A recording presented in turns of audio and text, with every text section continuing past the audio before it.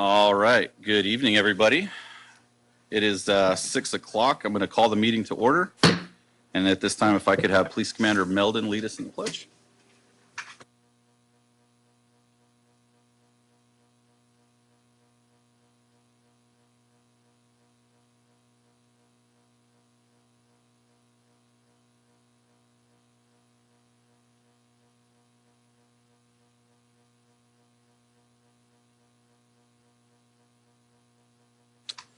All right. Thank you, Commander. If I could get a roll call.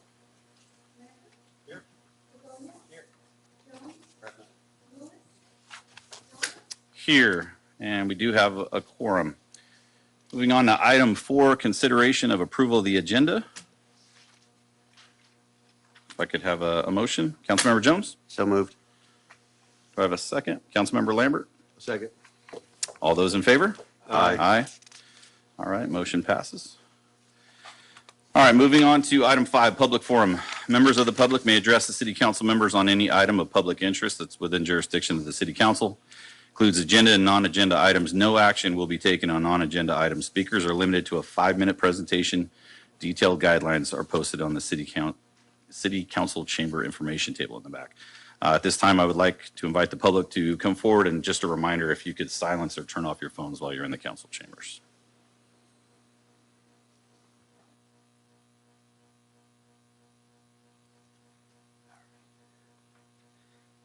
Good evening.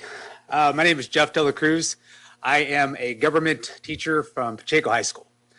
Prior to COVID, one of the assignments I would have is to have my students come and watch how government works. I always tell them I can't take you to DC. I can't necessarily take you to Sacramento.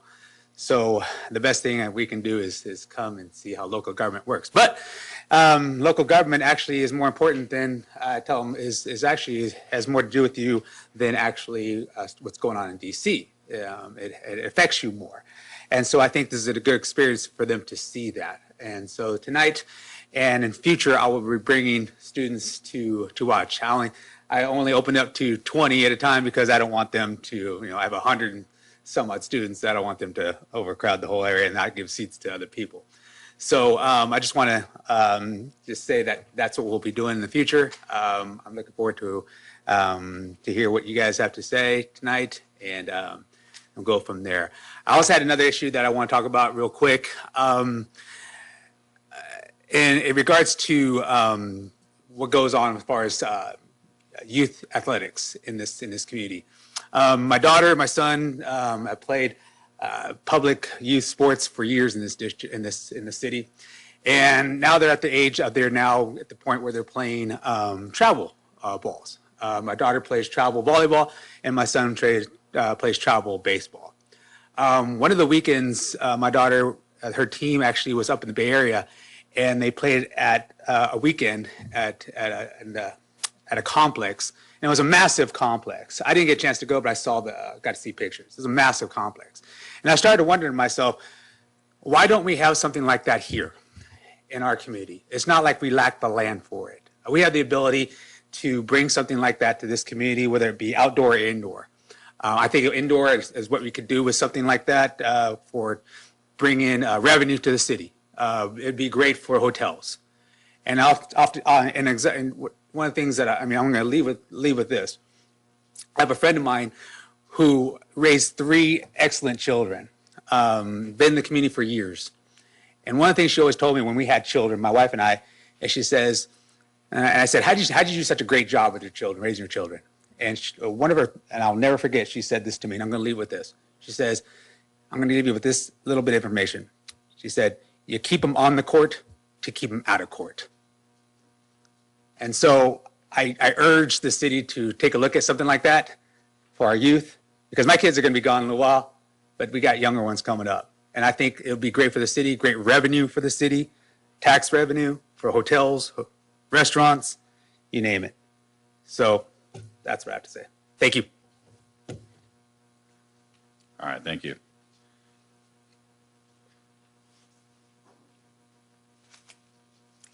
Hello there, I'm Rhonda Lowe, and I'm a business coach with UC Merced Small Business Development Center.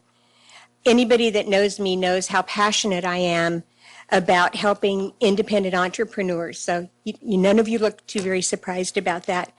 But it's really these independent entrepreneurs that are working against all odds.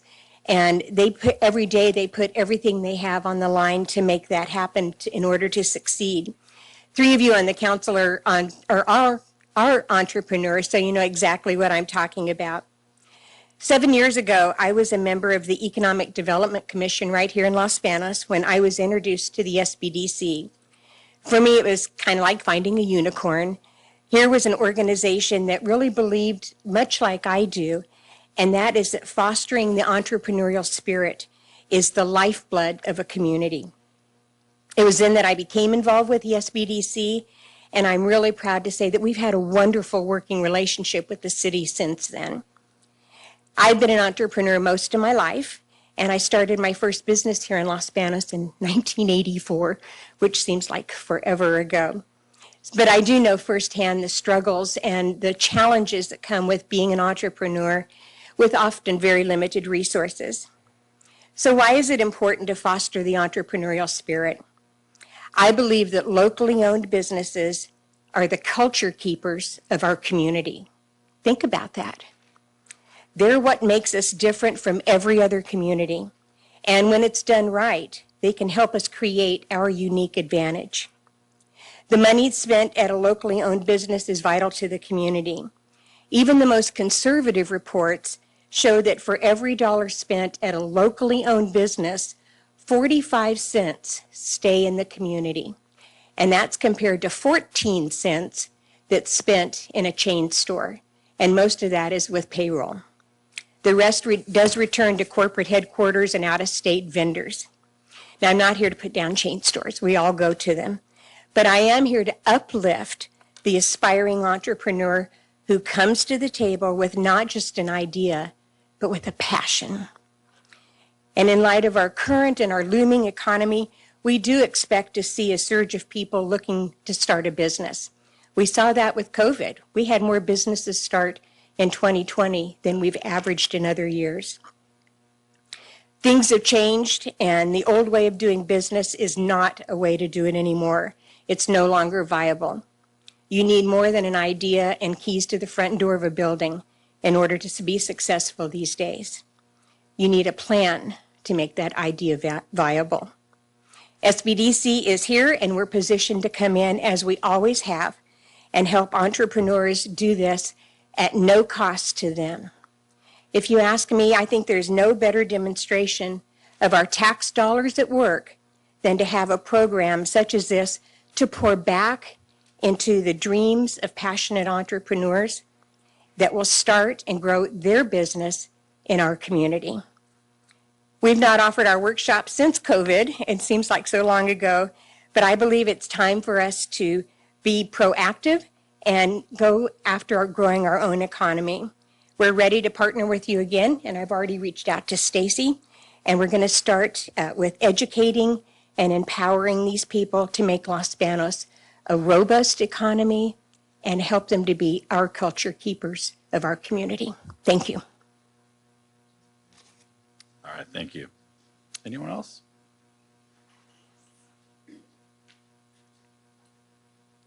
Hi, my name is Blanche George. I live downtown. Right now I'm speaking today about a grant that the Elks have gotten. There's 2 of them, and that's for our military stand down that we're having in Merced County. And a stand down is calling all vets in, and it's going to be held Friday, May 5th from 8:30 to 4:30. And I know that date rings a bell with everybody here.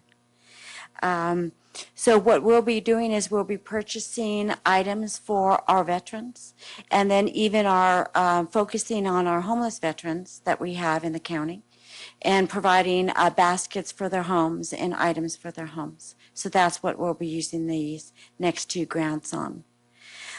With that being said, I do want to mention, since I have the mic on, that again, downtown, a lot of people have complimented me on my scarf today.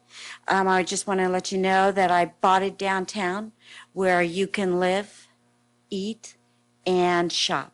Thank you. All right, thank you. Anyone else?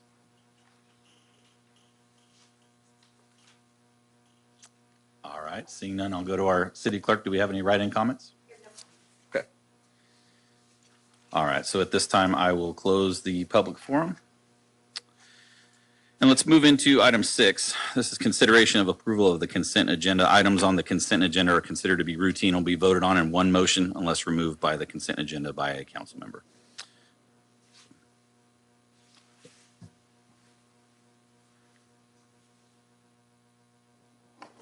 Items on the consent agenda are as follows. Warrant numbers 237696 through 237893 in the amount of $2,972,362.01. Minutes for the February 15th, 2023 City Council meeting. Minutes for the March 1st, 2023 City Council meeting. City Council Resolution Number 6614, adopting a revised budget for the 2022-2023 fiscal year as it pertains to increasing expenditures in the fire department's equipment repair and maintenance account in the amount of $16,750. City Council Resolution Number 6615, authorizing the city manager to enter into the 12th Amendment to landscape maintenance contract between the City of Los Banos and Ronnie's, Inc. for an additional 3 months, April 1st, 2023 through June 30th, 2023. City Council Resolution Number 6616, accepting public improvements for South Point at Regency Park, Phase 7, Stonefield Home, Inc. City Council Resolution Number 6617, amending the fiscal year 2022-2023 budget by increasing appropriations in the wastewater fund for expenditures in the amount of $870,000 for the response to the Crest Hills sanitary sewer incident. City Council Resolution Number 6618, authorizing the city manager to execute a professional services agreement between the City of Los Banos and Fur and Piers to update the transportation master plan. And the items are to be approved as submitted. All right, thank you.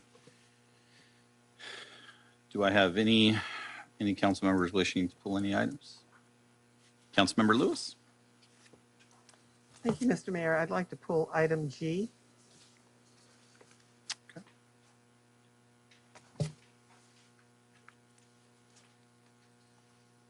And we're pulling it for discussion, correct? Pulling it for discussion. Okay. Anyone else have any other items? Approve the agenda minus item G. Okay.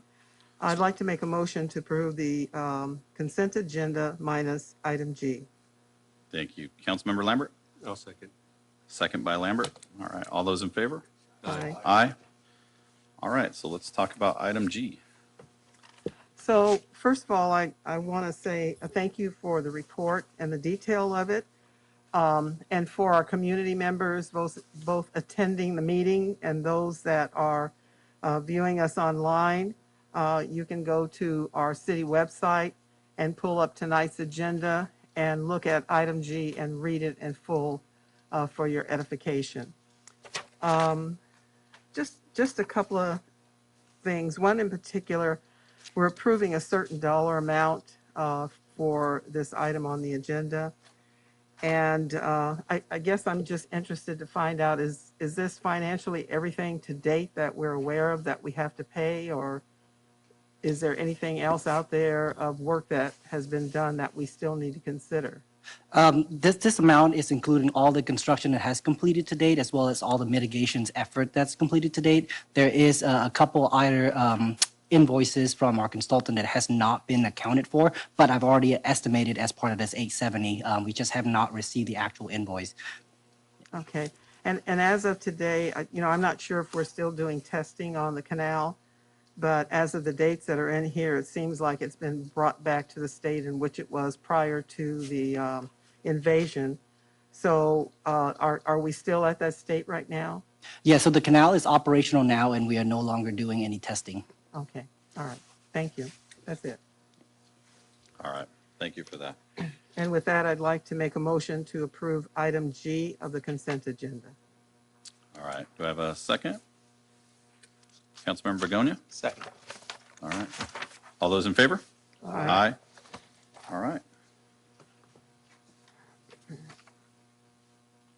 All right, so let's move on now to item 7, public hearing.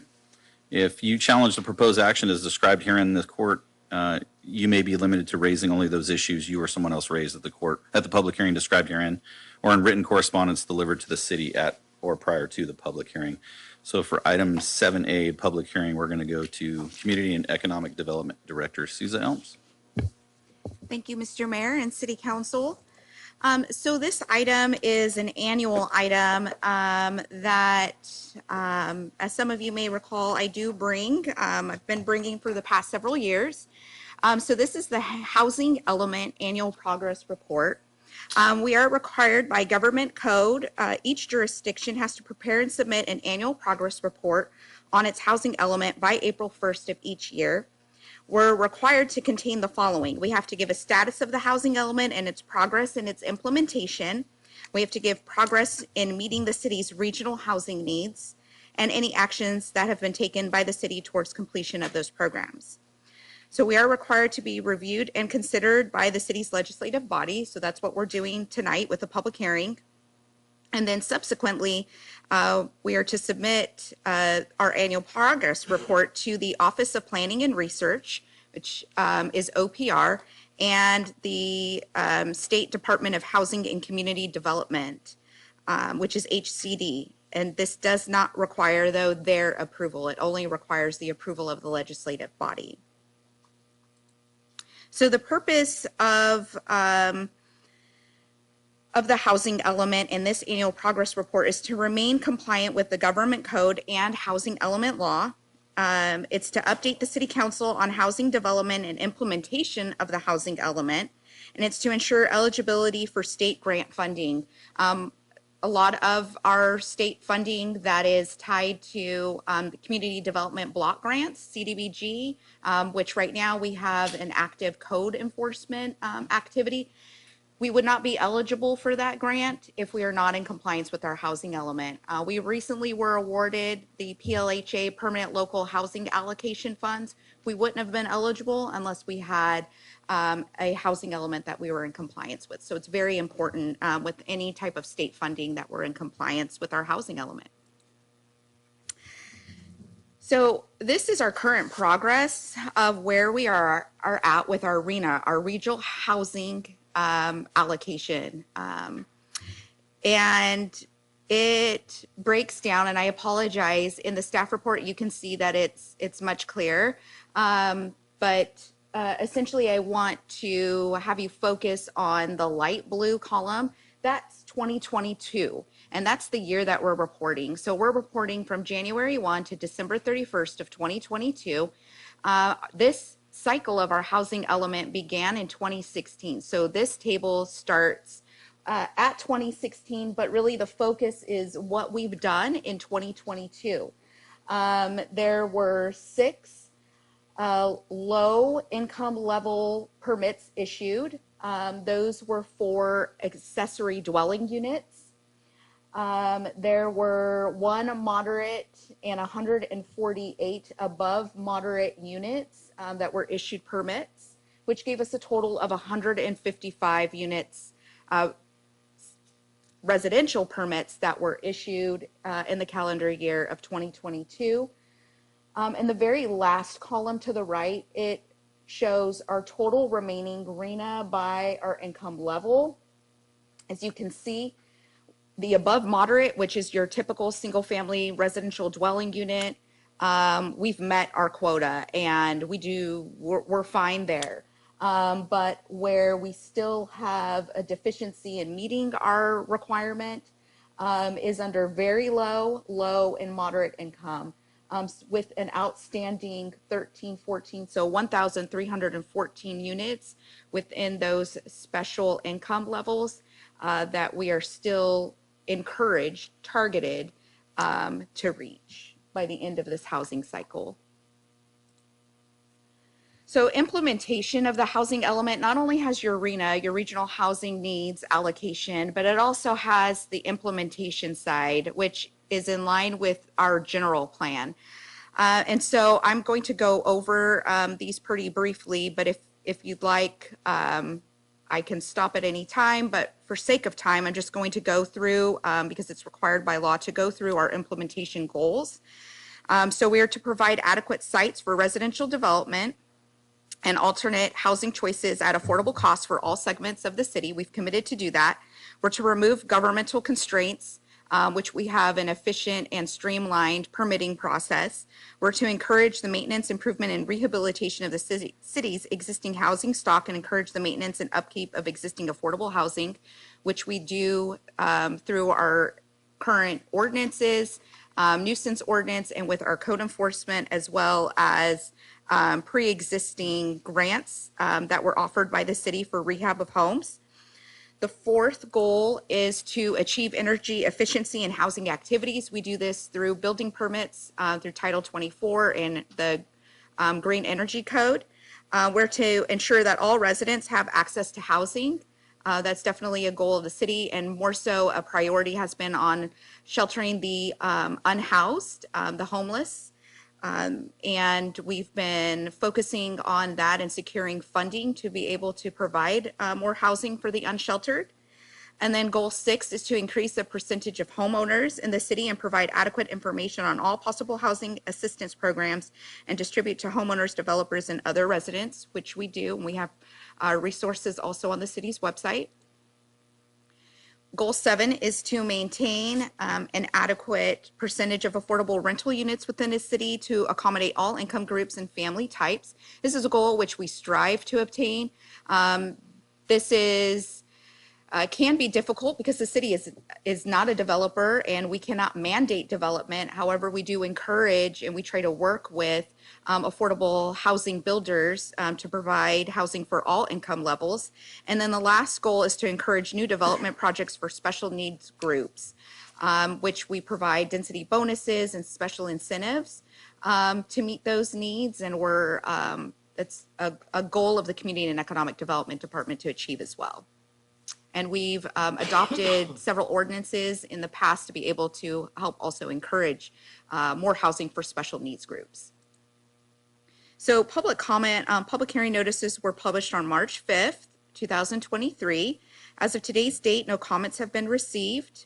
At the close of my presentation, I will be asking to open the public hearing, receive testimony, and any written comments. So with that, staff is recommending that the City Council adopt resolution number 6619, adopting the 2022 annual progress report on the City of Las Banos housing element. And that concludes my report. All right, thank you for that. So before we move into adopting the resolution, we need to open the public hearing. Okay, so at this time, I will open the public hearing on item 7A. All those are welcome to come forward.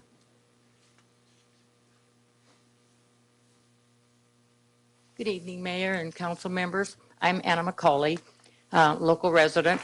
When I was on the Planning Commission, and just before I left it, several things that I thought we should have built into commercial and residential codes, and I'm sorry I didn't find this out earlier, so maybe we can address that when we're talking about energy efficiency. Tankless water heaters and recirculating hot water pumps. Basically, the tankless water heater, which we have, and we were familiar with them from living overseas, but they're so efficient because you're not reheating your water heater day in and day out, 24 hours a day. I just think that should be a no-brainer if it isn't already in new homes. The other thing is a recirculating hot water pump. Basically, it pushes the cold air that's in the hot water line, and as soon as you push a button, your water heater is pushing water through, and in a minute or so, you would have hot water at your source. And that we finally did it about 5 years after we were in our house. And what a difference it is. You know, we're not wasting 20 gallons to finally get hot water at, you know, at the kitchen sink or the showers or whatever it might be. I'm hoping, I'd like to hear something on that, because I think that's another way of not wasting water. And it's just so efficient. And these kinds of things can be installed by a plumber, or even if you do it yourselfer. A lot of home improvement stores have them, and they also have remote buttons, so that and we have it at all of our sink sources. The other thing is, we were talking about energy efficiencies. I'd be curious. I know builders are encouraged to build homes for special needs or low income. I'd really like to know what's been done in the last couple of years, or even the last year, because, you know, haven't heard of it, except for memory care. That's the only thing that comes to mind. But I'd be curious what's been about that, because I know we seem to talk about a lack of housing to meet affordable housing needs, but I don't know what we've had since the apartments off of Ward Road were established. Thank you. All right, thank you. Anyone else? No? Do we have any write-in comments? No? None. All right. So at this time, I'm going to close the public hearing on this item. And looking for a motion, Councilmember Lewis? Yes, I do have some questions. Okay. Stacy, of the remaining RENA income level, like the very low, low, and moderate areas where we have high numbers that haven't been met, is there a certain percentage that the state is going to require us to meet within this reporting period time, or do we just have to state what we have? So currently, right now, there is no consequence for not meeting those RENA, that RENA allocation within this current cycle. However, we are going to be entering into the sixth cycle. We're right at the end of the fifth cycle. We have one more year, and we're going to be adopting a new housing element, which, if you recall, the City Council authorized the City of Los Banos to participate in a multi-jurisdictional housing element with Merced County. So we're doing it on a regional basis. So this next cycle will have a more stick approach. This cycle that we're in has a, you know, more carrot approach, where the next cycle will have consequences, and we will see about a 40% increase in our RENA allocation with the next cycle, but it does not add what we did not accomplish. It does not compound. So it doesn't take what you didn't accomplish in the fifth cycle and then add that to your sixth cycle. No, it just gives you an allocation then for your sixth cycle, but it will be 40% more. So we will see a requirement to provide significantly more very low, low, and moderate housing in the next cycle. And we had also, this council had also spoken about, you know, the unsheltered situation we have in Los Banos, and that we do have some funding set aside for perhaps purchasing a hotel, which I'm in favor of. And there was discussion about converting cargo containers. And also a housing coordinator. So where are we in that process, which I'm sure affects this particular housing element to get that going? So providing homeless housing does help our very low income level of the RENA. It definitely does. And with us securing the PLHA grant, the Permanent Local Housing Allocation Grant, that will go towards that's the hotel project that we had brought forward. And though that is just some funds that are needed, we'll need to cobble together more to be able to make that project pencil out, which we'll be bringing those grant applications forward as they become available from the state. That's the Home Key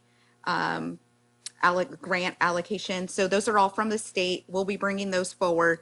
Then on a separate level, though, or a separate topic is the housing coordinator position. So the housing program manager started March 1st and has already hit the ground running with helping the city find housing for those that are homeless. 29 to count have been sheltered so far in hotels. And we are going to be filling the housing coordinator position here very soon, within probably the next few weeks or so. So the housing coordinator person would be responsible for grant writing to help us get additional money, or is that a separate thing? No, the manager, it's both a position between the manager and the coordinator. The coordinator, though, is more boots on the ground, where the manager is more high-level grant writing and that type of responsibility. All right. Okay, thank you. All right.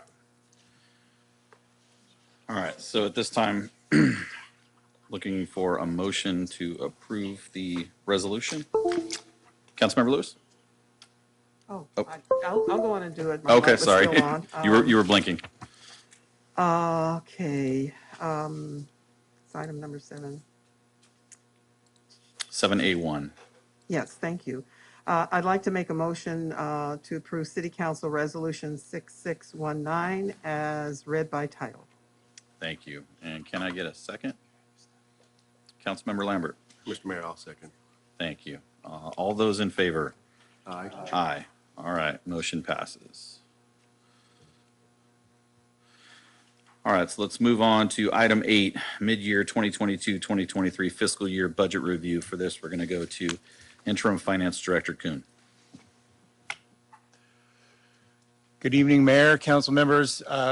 This is a little bit different than I think was done in the past. This is looking at a few of the items that are related to the budget amendments, but also it's taking a look at the financial picture at the midpoint of the fiscal year and applying some economic assumptions to project the financial position, mostly of the general fund, but also with the enterprise funds at the end of the fiscal year. And primarily, this is to help the council get an idea of where we will be at the end of the fiscal year, so we can properly plan for the budget that will happen prior to the end of the fiscal year.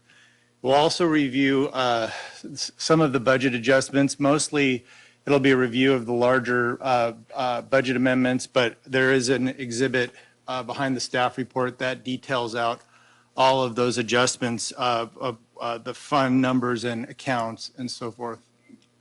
So the general fund revenues are broken out basically in the major revenue sources, and to the general fund, that's sales taxes, property taxes, and property taxes in lieu of VLF. The other revenues are mostly charges for services and some grants, but permits and some of the TOT, transient occupancy tax, and franchise taxes are in here, but this is kind of a catch-all of all the other revenue items not specified on this schedule. As you can see, we budgeted $10.6 million for sales tax, and that the year-to-date is 4.4, and it's projected out to be right around what we budgeted there.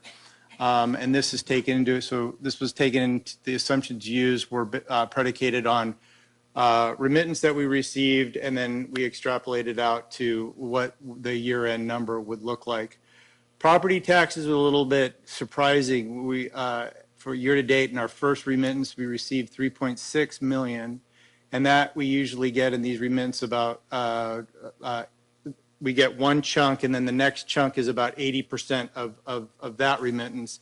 So that actually came out to about 6.5 in property taxes, which is considerably a lot larger than what we anticipated. And again, this I think is still an extension of the building boom that happened, and so we're still receiving a lot of property transfers, and so property tax values increasing considerably. We expect in the next couple of years that will slow a little bit. I mean, due to Prop 13 and these things, it's unless the county decides to do a major reduction in market levels, this will stay pretty consistent over the next few years.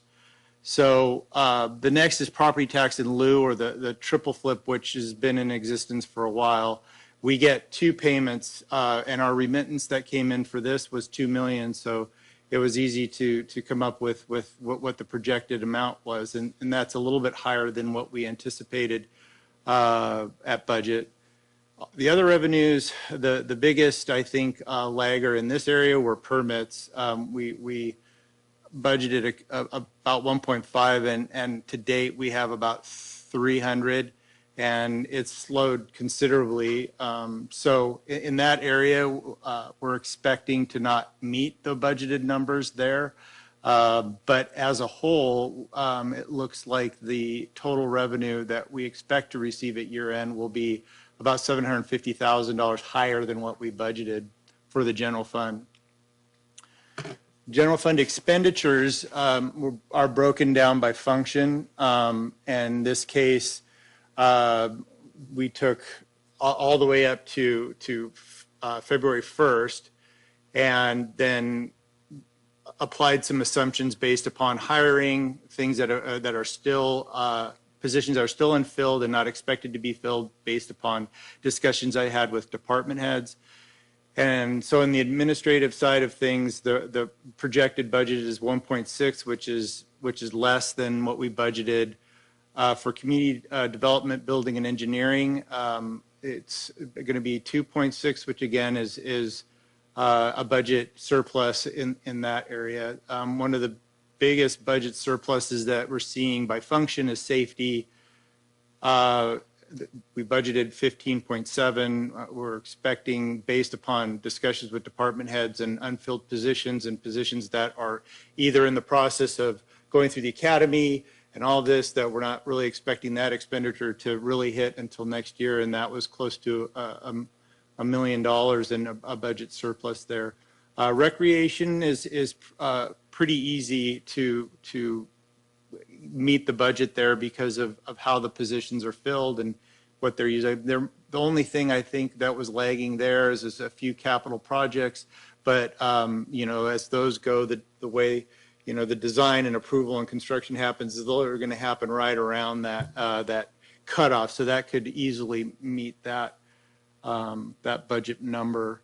The total fund expenditures, we budgeted 23.5. It looks like we're going to be projected to about 21.6. So there's going to be a budget surplus in the general fund. And again, this could change. This is just assumptions that we are applying to give some planning tool, prospective tool to council, so that you can see where we potentially will be.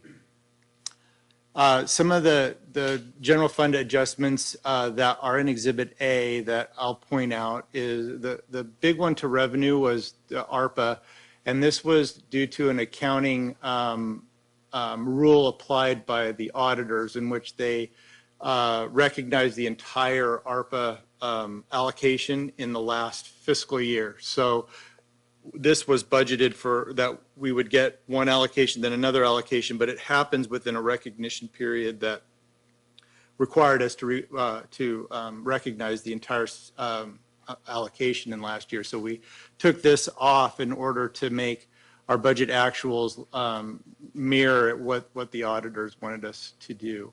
The $376,000 increase in appropriations was for the approved stimulus that was paid to employees. There is a transfer that that we were required to make from the general fund to Assessment District 11, and this was due to correct a deficit that was created at formation. In essence, the prior financial finance director, applied expenditures to that assessment district that hadn't really had any revenue attached to it, and that was done over a couple of year period, and it was never made up. And in Assessment District 11 is kind of a difficult assessment district to begin with, just because of how the formation of that district was done, and in regards to how the assessments were done at the beginning, and the fact that there is only a 5% escalator that could be applied to this. So it's a large district, has a lot of expenditures, but in the first year, it wasn't built out, and I went back to see why this deficit happened and realized that this deficit was created, I believe, as more of a supplemental to the general fund at that time. And so that had to be corrected, and the amount that I came up with to correct that deficit was $525,000. There was an adjustment to the corporate yard development impact fee for $165,000, and that's for the ongoing F Street project with the new corporate lot. There was a consultant contract for one of the assessment districts. I believe, though, this one is predicated on a developer agreement, so it's a standalone fund. And then there were a variety of adjustments made between savings that we had for unfilled positions and that were applied to overtime, and this amounted over all citywide about $293,881. And then the last one that stands out was the animal control truck. This was an order that was canceled in 2021 and reinstated in 21-22, and is now just being purchased. So as we go through this, and if there's any additional items that weren't readily explained in Exhibit A, we can go over those later. But here is where we predict the general fund operating surplus to be, and this is excluding ARPA. Now, the reason why ARPA is included with general fund is because it's considered a general revenue and it's not a special revenue source. So as we reported in our financials, we report ARPA as a combined fund with the general fund. But in order to show the general fund exclusive from a one-time standalone type of revenue, I wanted to present this to the council. And so these are the projected revenues and expenditures, and I'm also showing the increase in revenues and expenses with the transfer with those adjustments that are in Exhibit A. And for 22-23, we're anticipating a surplus of about $2.9 million. Now, the Measure H surplus, that was a number that looks like it might change based upon the next allocation to Measure H. So that projected general fund operating surplus could go down, because that is assigned only for the purpose of that spending requirement, which is still mostly public safety and recreation. So it kind of works in the same vein of how the general fund operates anyway. And so when we look at the general fund and the fund equity position with ARPA included, we had a fund equity position of about 38 at the beginning, and then the assigned and committed funds for this would bring this unassigned amount to 32,000, and the projected operating surplus, taking out all of the ARPA activity and the proposed adjustment, that brings that surplus down to 950,000, which would give us an estimated unassigned fund equity position of almost 33 million. So the reason why I'm just pointing this out is again, this is a prospective type of presentation, assumptions that could change. But what I wanted to present is that after this year, there's really no deficit spending that has happened within the fiscal year. So it gives a basis or a start point where the council, as we're going through and explaining, our needs and what we want to portion, you'll be able to understand that this is the financial position where we can start from. And then if there's any additional capital projects or one-time items that need to be addressed, you'll know where we can go with these, with this start point. The cash position, and this includes ARPA, so as of the beginning of the fiscal year, it was 31.6 million. The balance at the February, where I took the last reconciled bank and cash and investments, we have 36.8 million. So that's an increase in cash of 5.2 million. And then the breakout of what's in the general fund and what's in ARPA. So the general fund started out with about almost 28.5 million. So there's an increase of almost $1 million so far at midpoint in the general fund. The enterprise are looking this way, and some of the reasons why there's such a large surplus in these funds, it's predicated on building up enough reserve for capital improvements that will begin to start happening here soon. As you can see, we budgeted 8 million of revenues. We're projecting out 8.6. Expenditures, these are very interesting because we budgeted out 8.3, and I'm projecting out 5.8. Now, again, this may change due to some projects actually beginning and the progress payments. But so far, it looks like, except for wastewater, which because of what's happened with some of the recent events, that those could change drastically. But on wastewater, it was 7.6 million in revenues. We're projecting 8.4. The expenditure is 8.8, and we're projecting out 5.2. And again, that one might be closer to what we budgeted just because of the issues that we've had previous. The airport is, the revenues were budgeted at 320, projected out at 360, and expenditures, those look like they're going to be in line with budget. And it's a pretty small operation, so it was pretty easy to see that the budget actuals would be pretty close. Solid waste, we budgeted 6.5 in revenue and projected out 7.5.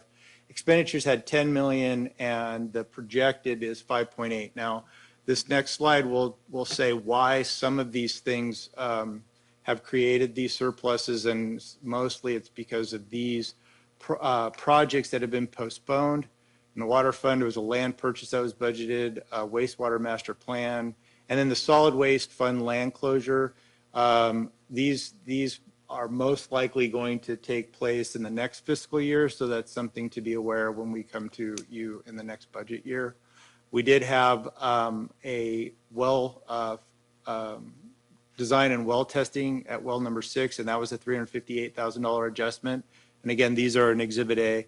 And also a design and sewer lift station rehab for $80,000, and that was an adjustment in wastewater, also in Exhibit A.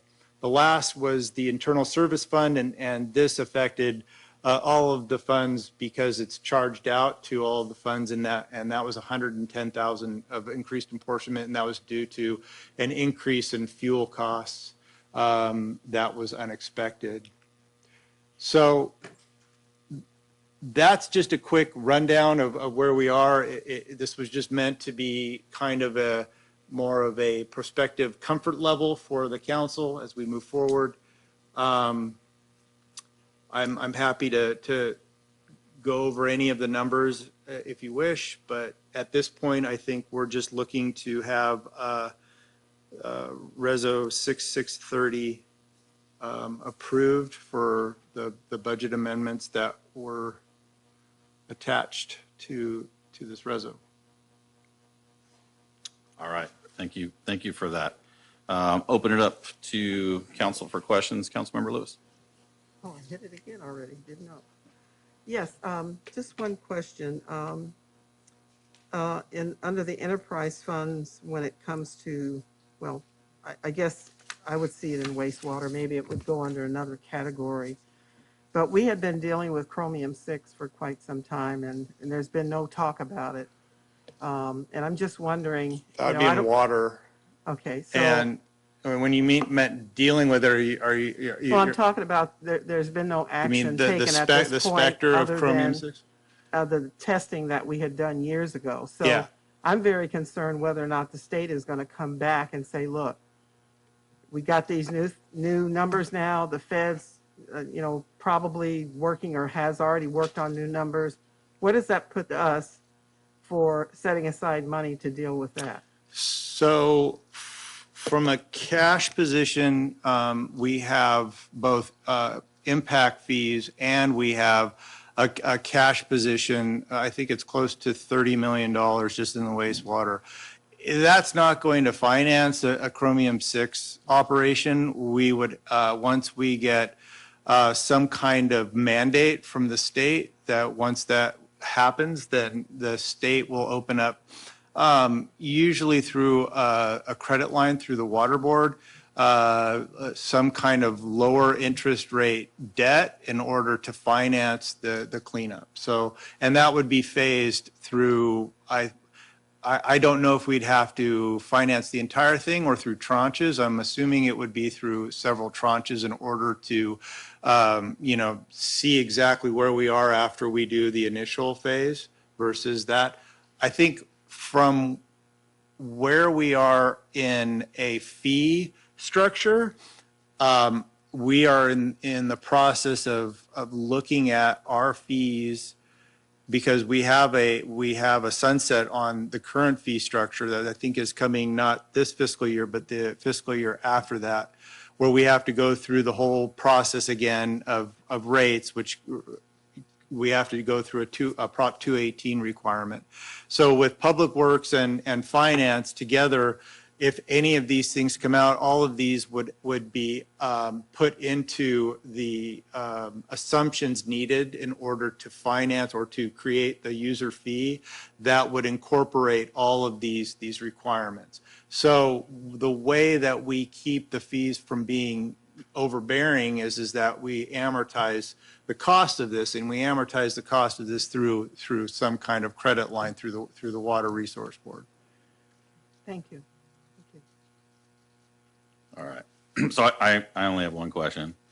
All I heard was the word surplus, right? Everything else was numbers with commas, which is fantastic.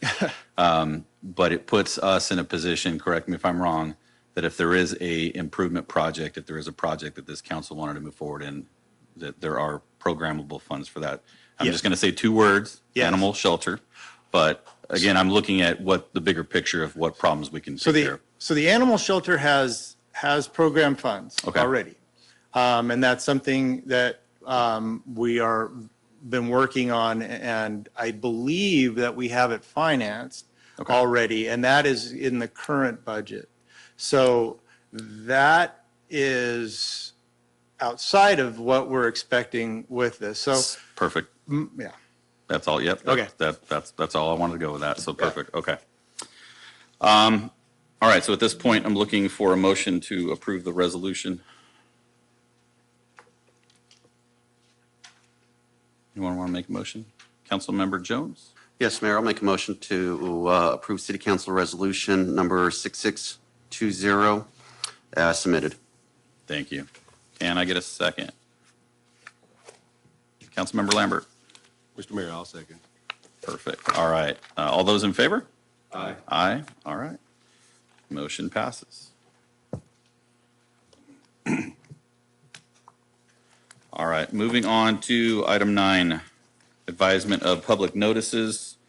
For this, we're going to go to Community Economic Development Director Suze Elms.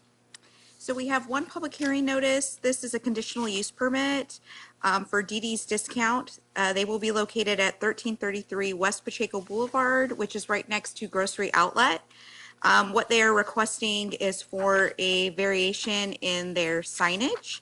And just to note, that variation was granted to Grocery Outlet. In this particular shopping center, there is a special circumstance since they are pushed back from the highway and it's needed for visibility. A public hearing will be held on Wednesday, March 22nd at 6 p.m. here in the council chambers. And that concludes my report. All right. Thank you. Let's move on to item 10, city manager report. Let's go to city manager Panero. No report tonight, Mr. Mayor. All right. Item 11, report updated on Merced County Association of Governments, MCAG, Peninsula Clean Energy PCE Measure V Committee, and San Joaquin Valley Air Pollution Control District, and Las Banas Downtown Property and Business Improvement District, the LBP bid. We'll start with Councilmember Lewis. Do you have anything from the air? No report. All right. Our MCAG meeting is tomorrow. One of the things that will be discussed is what's called a tipping fee. So that's how garbage is collected and stored and waste and things of that nature. One of the discussion items that's come up is the different cities in the county possibly having different fee structures based on the population size. I'll be honest, I'm not a fan of it. I think garbage is garbage. Doesn't matter what city it come from. It has to be processed one way or another. So I don't think, larger cities like ours should be punished because of that. I think, again, I don't think utility companies care where you live. They charge you. So that's, again, something that'll be discussed tomorrow at the meeting. And that's all I have for MCAG. So we'll go into city council member reports. Start with Councilmember Jones. Report, Mayor. All right. Councilmember Lewis. The only report that I have is that this coming Thursday, Friday, and Saturday, I'll be attending a civic wellness policymaker conference in the Monterey area. And of course, that's going to be a lot about energy savings, solar, what cities can do to be more resourceful in those areas. So I've never been to one. It's on a scholarship basis, so I'll be looking forward to see what they have to offer and what kind of information I can bring back to the city. All right. Councilmember Lambert. No report at this time. All right. Councilmember Begonia. No report, Mr. Mayor. All right. And I guess I'll go last. Yeah, we've been pretty busy. A lot of meetings. I'll be honest, I wish I had more meetings. So if anybody does want to meet the mayor, and it doesn't matter how old you are either, just going to throw that out there. You can have a chance to sit down with me, discuss whatever the topics are. You did hear tonight that we do have a budget surplus, and so that's a great problem for a city to have. And so hopefully people come forward with some ideas. If there are issues, please bring them forward. That's the only way we're going to know. I do want to thank our city manager and our fire chief. During the rainstorm, I reached out to them and asked them to open our warming shelter in fear of people getting wet and getting sick. And I wanted to do anything I could to mitigate that. So I want to thank them. They jumped right on top of it. It was outstanding. And so hopefully we're able to help some people stay dry. So that concludes all I have. So at this time, we're going to move into item 13, which is our closed session conference with legal counsel, anticipated litigation, significant exposure to litigation pursuant to Government Code Section 54956.9B, one potential case. And we'll report back out anything.